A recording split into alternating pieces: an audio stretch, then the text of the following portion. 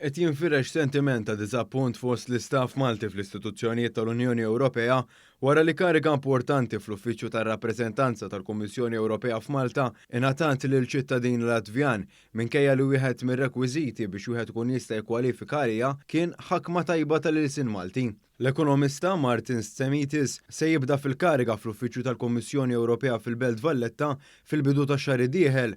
Huwa kien assistent parlamentari tal-Membru Parlamentari Ewropew tal-Partit Popolari Ewropew Richard Pix u sa ftit ilu serva bħala deputat kap tar-rappreżentanza tal-Kummissjoni Ewropea fil-Latvja. Jikkompetu miegħu kien hemm mill-inqas tliet Maltin li l-koll għandhom il-kwalifiki meħtieġa wieħed minnhom saħansitra diġà għamel xogħol tal-istess natura.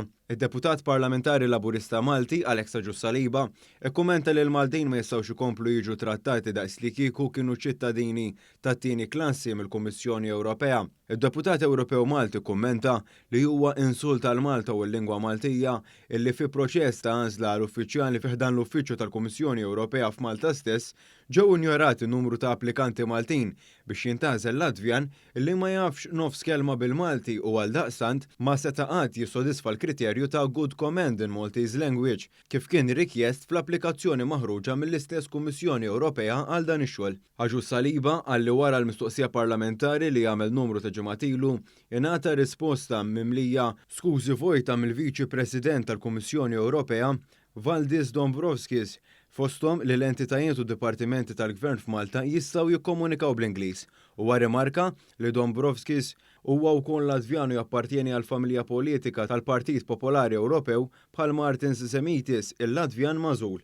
Fid-dawl ta' dawn l-iżviluppi, id-deputat Alexa Ġussaliba talab li ssir seduta tal-Kumitat tal-Petizzjonijiet tal-Parlament Ewropew biex jiddiskuti din l-inġustizzja kontra applikanti Maltin u kontra l-lingwa Maltija. Id-deputat Ewropew Laburista għalli jenut li niċċelebraw anniversarji tal-lingwa Maltija meta ma jirnexxilniex niddefendu l-użu tagħha bħala lingwa uffiċjali tal-Unjoni Ewropea.